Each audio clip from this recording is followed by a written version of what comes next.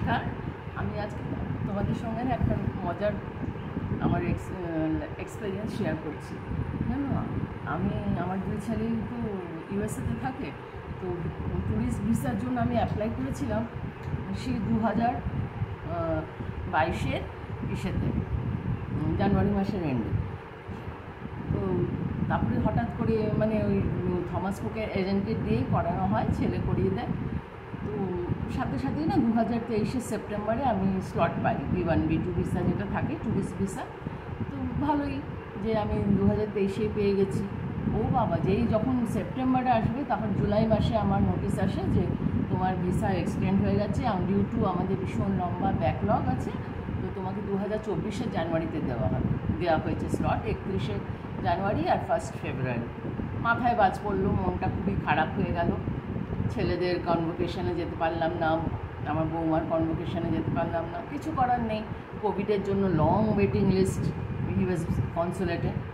তারপরে কী হয়েছে জানো তো, এবার তো 2024-এ এমবেসিতে যখন গেছি, খুব প্রিপারেশান নিয়ে গেছি। ছেলেরাও বলেছে যেরকম এরকম বলবে, সে একদম বানিয়ে দিয়েছে পাখি পড়ার মতো, যে এই কোশ্চেন করবে, ওরা একটুও মানে ইসে করে বলবে না, ইতস্তত করে বা কিছু, মানে ওদের একদম কনফার্ম হয়ে যাওয়া উচিত যে তুমি আবার রিটার্ন আসবে, তাহলেই তোমার ভিসা একবারই অ্যাপ্রুভ হয়ে যাবে। আর একবার যদি রিজেক্ট হয় তখন বারবার ওরা স্ক্রুটিনি করবে যে কেন রিজেক্ট হলো, কিছু ইসে আছে নাকি। যাই হোক, গেছি যথারীতি হাজব্যান্ডের সাথে, লাইনে দাঁড় করিয়েছি ভেতরে। ও বাবা, দেখছি যে একজন মানে ওখানে তো কনসুলেটের তো ভেতরে অফিসে সব ইসেরাই নেয় ইন্টারভিউ, মানে আমেরিকানরা। তো একটা আমেরিকান অল্পবয়সী ছেলে, তার কাউন্টারে মানে ভাটাভাট একদম রিজেকশন খুব করছে ও। তা আমি ঠাকুরকে ডাকছি, ঠাকুর আমার যেন ওখানে না পড়ে। কিন্তু কে বলে না, যেখানে বাঘের ভয় সেখানেই সন্ধ্যা হয়, ঘুরে ফিরে আমাদের সেই ওখানে।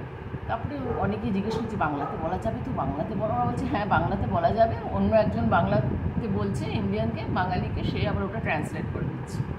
তো আমিও যথারীতি বলছি, বাবা ফটোমটো কিছু জিজ্ঞেস করলে আমি যদি ঠিক করে না বলতে পারি। তো আমিও বললাম, কাউন্টারে গেলাম, গুড মর্নিং হাই বলে হাসি মুখে। তো গুড মর্নিং বললো। তারপরে আমি বললাম, may I speak to Bengali? তখন বলছি, why, your English is too good, no no you speak in English. তো আমি তখন বললাম ইতস্তত করে ওকে। তারপরে ও আমাকে যা যা জিজ্ঞেস করলো, কোশ্চেন অ্যান্সার 3-4টে জিজ্ঞেস করলো, হাজব্যান্ডকেও জিজ্ঞেস করলো। তো আমিও কোশ্চেন অ্যান্সারগুলো সব ইংলিশে দিলাম। ও খুব প্লেজড হয়ে গেল। বললো your visa is approve, now you can enjoy your trip বললো। আর আমিও মানে মনে মনে শান্তি পেলাম। মানে একটা কী যে ভীষণ টেনশান। ইউএস ভিসা আসলে 10 বছরের জন্য দেয়, তো সেই জন্য ওখানে ওরা খুব ভালো করে মানে ইয়ে করে এক্সামিন করেই ভিসাটা অ্যাপ্রুভ করে।